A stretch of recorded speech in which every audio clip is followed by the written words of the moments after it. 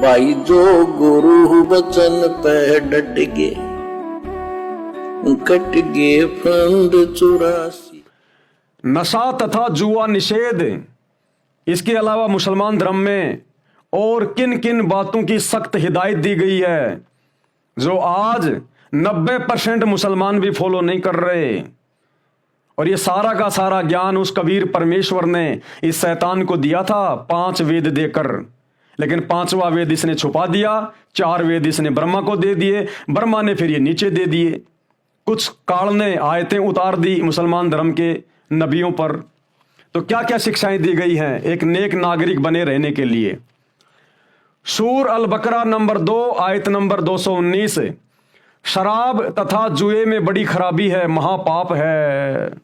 शराब और जुए में बड़ी खराबी है। परमात्मा बहुत नाराज होता है, सतगुरु बहुत नाराज होता है जो व्यक्ति शराब पीता है या जुआ खेलता है, क्योंकि इन जगहों पर शैतान का निवास है, काल निवास करता है इन जगहों पर। हमने महाभारत के राजा परीक्षित की कथा तो सुनी होगी ना, उसमें काल ने इन जगहों पर निवास करने की आज्ञा मान रखी है।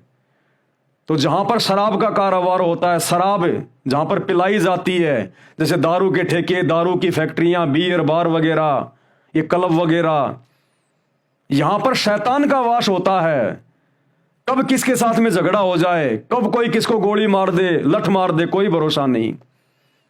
और जुआ, आजकल ये जो शेयर मार्केट है इसको जुआ कहते हैं। जुए का दूसरा नाम है शेयर मार्केट।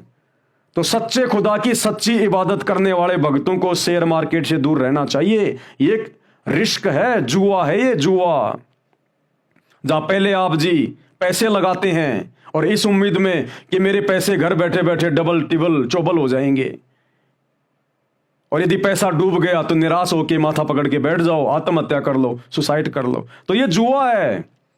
ऐसी जगहों पर शैतान निवास करता है। तो भगत ने इन चीजों के आसपास भी नहीं होना चाहिए। दूसरा, ब्याज लेना पाप है। किसी भी धर्म के व्यक्ति के लिए ब्याज लेना पाप है। जो व्यक्ति ब्याज पे धंधा करता है या किसी की ब्याज पे मदद करता है, वो कभी भी अल्लाह को प्राप्त नहीं कर सकता, कभी भी सतगुरु की सच्ची भक्ति नहीं कर सकता। यदि कोई व्यक्ति आपसे उधार पैसे मांग रहा है, चाहे आपका रिश्तेदार है, चाहे कोई भी है, तो आपने विचार करना चाहिए कि वो मजबूर है, उसको जरूरत है, इसीलिए तो बेचारा तुमसे पैसे के लिए हाथ फैला रहा है।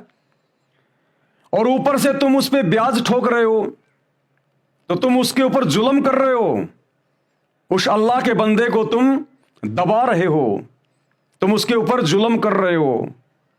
एक तो मजबूरी में बेचारा तुमसे पैसे मांग रहा है, और ऊपर से तुम उसके ऊपर ब्याज डाल रहे हो, तो तुम अल्लाह को नाराज कर रहे हो। तो सतगुरु रामपाल जी परमेश्वर जी ने भी बिल्कुल क्लियर मना कर रखा अपने सत्संगों में, अपने नियमों में साफ साफ लिखा हुआ है कि भगत मजबूरी में ब्याज पर पैसे ले सकता है, लेकिन भगत किसी को ब्याज पर पैसे नहीं दे सकता। यदि हमें पैसे की जरूरत है, हम किसी से ब्याज पे पैसे ले सकते हैं, लेकिन यदि हमारे से किसी को जरूरत है तो हमने उससे ब्याज नहीं लेना। ये गुरुदेव का सख्त आदेश है, ये अल्लाह कबीर है धरती पर। हर देश काल परिस्थिति में इसके वही नियम रहते हैं, और जो इसके नियम तोड़ के भक्ति करेगा वो कभी सफल नहीं हो सकता।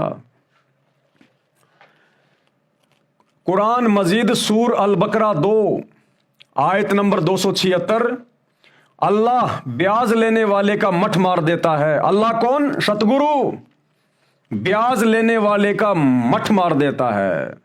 मठ मारना यानी उसका काम बिगाड़ देता है। जैसे कहते हैं ना कि यार मेरा तो सारा मठ मर गया इस काम का, मठ मार दिया तूने यार, मैंने इतनी मेहनत की थी, तूने 2 मिनट में सारे का तूने मठ मार दिया, यानी तूने काम खराब कर दिया, बिगाड़ दिया।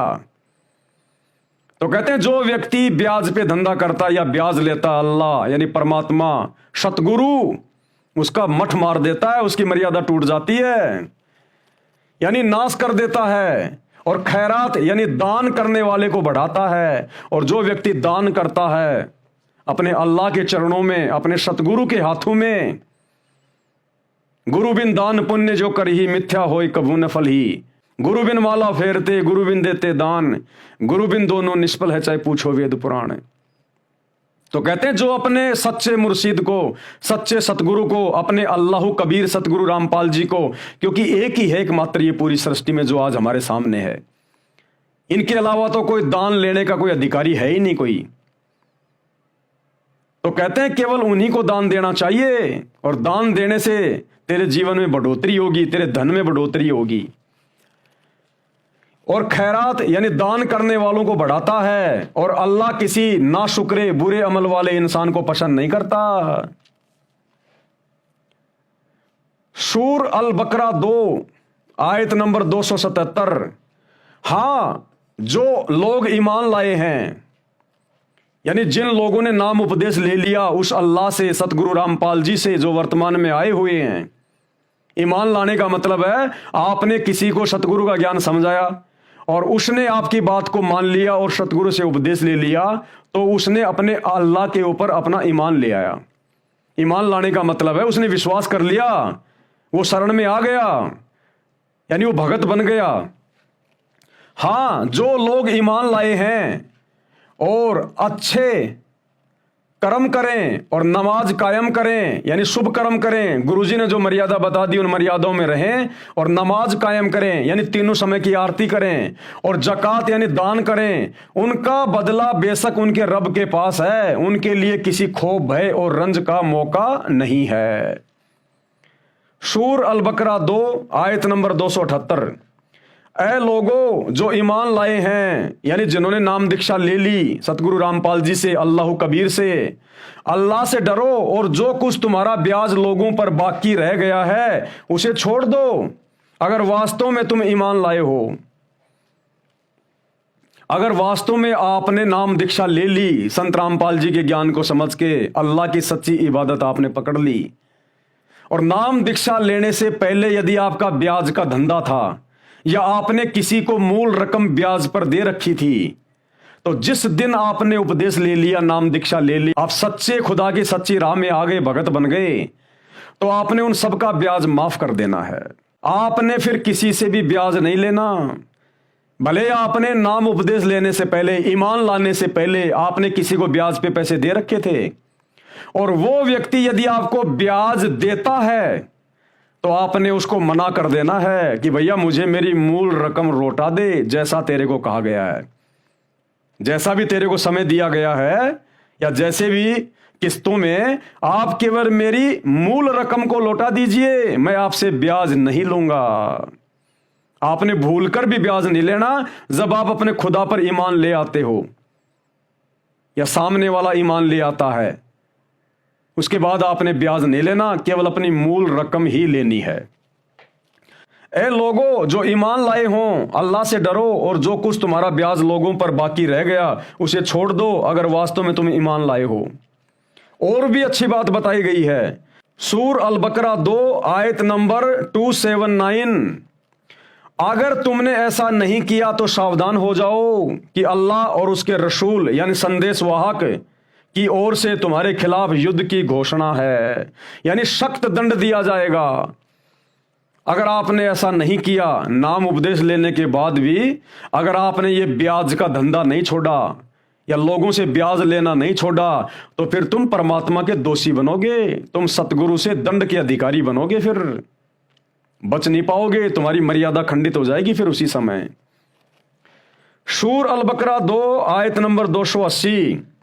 तुम्हारा कर्जदार तंगी में हो तो हाथ खुलने तक उसे मोहलत छूट दे दो।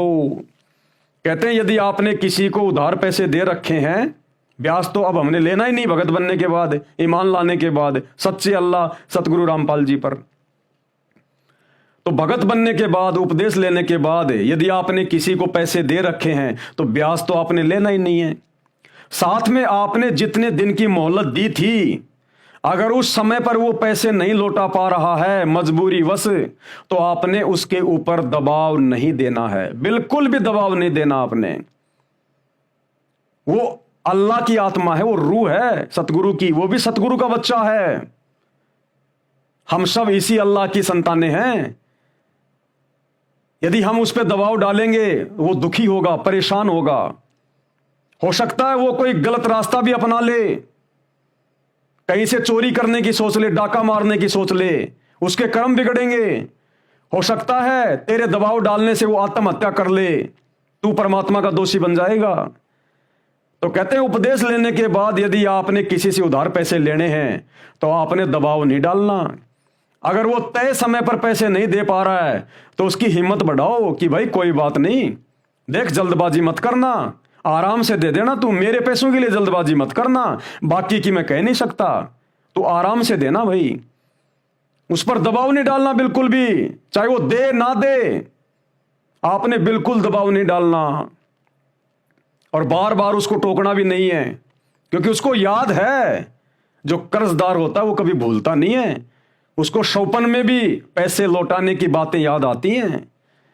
और इससे बढ़कर गुरुदेव भगवान ने फिर बताया, अगर तुम उसकी हालत को देखकर अगर तुम दान कर दो, माफ कर दो, तो इससे तो अल्लाह बड़ा प्रसन्न होगा, गुरुजी बड़े प्रसन्न होंगे कि देख कितनी दयालु आत्मा है।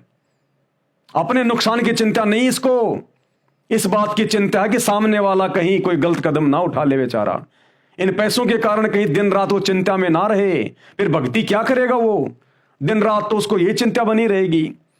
तो गुरुदेव कह रहे हैं अगर कोई ज्यादा ही अगर कोई तंगी में है, तुम्हें पता है उसके हाले जीवन का, तो कहते हैं तुम दान कर दो, अपने गुरुदेव के ऊपर छोड़ दो कि ये परमेश्वर मैंने तो आपकी राह में आपके चरणों में दान कर दिए, ये कभी लौटाएगा तो ठीक है, अन्यथा मैं कभी इसको नहीं कहूंगा। फिर परमात्मा बड़ा प्रसन्न होता है। आयत नंबर 280, तुम्हारा कर्जदार तंगी में हो तो हाथ खुलने तक उसे मोहलत यानी छूट दे दो, और अगर दान कर दो यानी माफ कर दो तो ये तुम्हारे लिए अधिक अच्छा है। अगर तुम समझो तो ये तुम्हारे लिए बहुत अच्छी बात है अगर तुम वो पैसे माफ कर दो तो।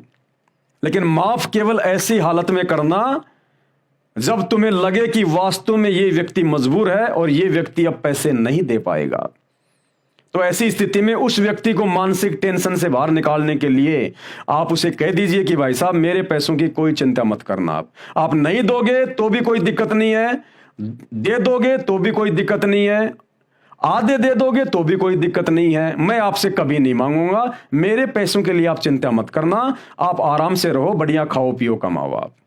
तो उस व्यक्ति की आत्मा कितनी खुश होगी, तुम्हें कितनी दुआ देगा। हालांकि हमें उनकी दुआओं की जरूरत नहीं है, हमें तो केवल अपने अल्लाह से लेना, अपने गुरु से लेना जो भी है। लेकिन आत्मा तो जब सुखी होती है तो ऑटोमेटिक वो जो सवाब होता है वो तो मिलेगा ही मिलेगा।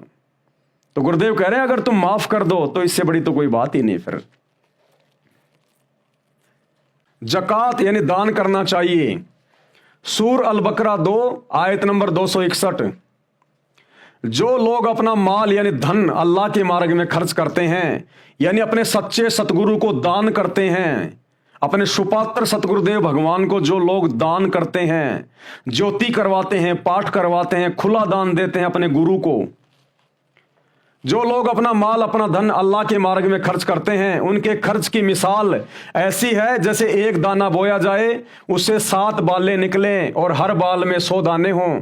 इस तरह अल्लाह जिसके कर्म को चाहता है बढ़ोतरी प्रदान करता है, वह समाई वाला भी है और सर्वज्ञ भी है। अब यहां पर ये मस्जिदों में जाकर मुल्ला मौलवियों को या मंदिरों में जाकर पुजारियों को दान करने की बात नहीं हो रही है, ये दान अल्लाह को करने की हो रही है। और अल्लाह कबीर वो सच्चे मुर्शिद के रूप में धरती पे आता है। वो अल्लाह मंदिरों में नहीं बैठता, वो मस्जिदों में नहीं बैठता, वो जानवर नहीं है जो मुल्ला मौलवियों ने या पंडितों ने उसको रस्सियों से मंदिरों में मस्जिदों में बांध रखा होगा, केवल वही मिलेगा। वो तो कण कण में है और संत रूप में धरती पर आया हुआ है, सतगुरु रामपाल जी के रूप में। इस अल्लाह को वर्तमान में दान करने की बात हो रही है। इस अल्लाह कबीर सच्चे रहनुमा सतगुरु रामपाल जी के अलावा इस पूरे ब्रह्मांड में वर्तमान में कोई दान लेने का अधिकारी नहीं है।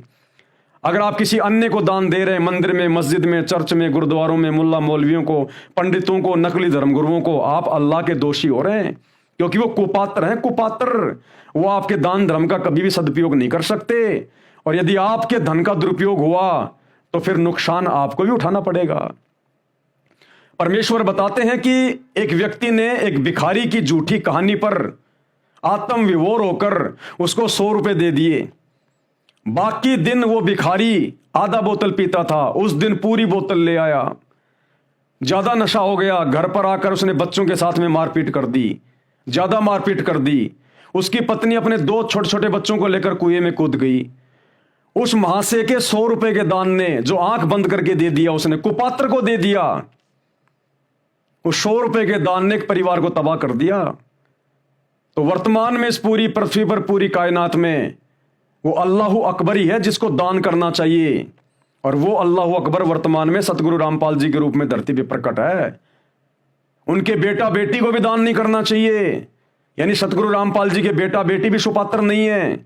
उनके रिश्तेदारों को भी दान नहीं करना चाहिए, केवल अपने गुरु के हाथों में दान देना चाहिए।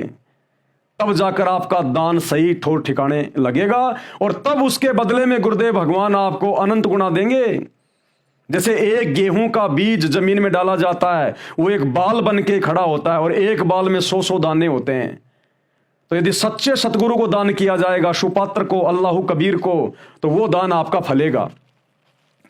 जो लोग अपना माल यानी धन अल्लाह के मार्ग में खर्च करते हैं, उनके खर्च की मिसाल ऐसी है जैसे एक दाना बोया जाए, उसे 7 बालें निकलें और हर बाल में 100 दाने हों। इस तरह अल्लाह जिसके कर्म को चाहता है बढ़ोतरी प्रदान करता है। वह सफाई वाला भी है और सर्वज्ञ भी है, सब कुछ जानने वाला है। सूर अल बकरा 2 आयत नंबर 262। जो लोग अपना माल यानी धन अल्लाह के मार्ग में खर्च करते हैं और खर्च करके फिर एहसान नहीं जताते, न दुख देते हैं, उनका बदला उनके रब के पास है और उनके लिए किसी रंज यानी चिंता तथा खौफ यानी भय का मौका नहीं है। यानी उसको कोई चिंता तथा भय की आवश्यकता नहीं है। परमात्मा उनकी रक्षा करता है, धन भी वृद्धि करता है। यानी अपने सच्चे मुर्शिद, सच्चे सतगुरु अल्लाह कबीर को दान करने के बाद जो व्यक्ति कहीं उसका जिक्र नहीं करता है मान बढ़ाई के लिए कि मैंने इतना दान कर दिया, मैंने इतनी ज्योतियां करवा दी, मैंने इतने पाठ कर दिए, मैंने खुला पाठ करवा दिया, मैंने इतने रुपए दान में दे दिए, कहते हैं उसका सारा धन बेकार चला जाएगा, सारा दान उसका निष्फल हो जाएगा। अगर इस हाथ से दान कर रहे हो, इस हाथ को पता भी नहीं चलना चाहिए। अगर आपने दान करके 20 जगह यदि आपने उसका बखान कर दिया कि मैंने इतना दान कर दिया, तो कहते हैं तेरा वो लिया दिया सब कुछ समाप्त हो जाएगा। तूने दान जो किया है, तूने अपने मोक्ष के लिए किया है, दुनिया के लिए नहीं किया। तूने अपने संकटों को, अपनी आपत्तियों को टालने के लिए किया है। उस दान करने से तेरे दुख टलेंगे, दुनिया के नहीं टलेंगे। तो फिर दिखावा किस बात का, अहंकार किस बात का? जो लोग दान धर्म करके अहंकार करते हैं, दिखावा करते हैं, उसका बखान करते हैं, सतगुरु उनसे नाराज होता है, उनका दान कभी सफल नहीं होता। भाई जो गुरु बचन पे डट के कट गे फंद 84 के, कट गे फंद 84 के, कट गे फंद 84 के।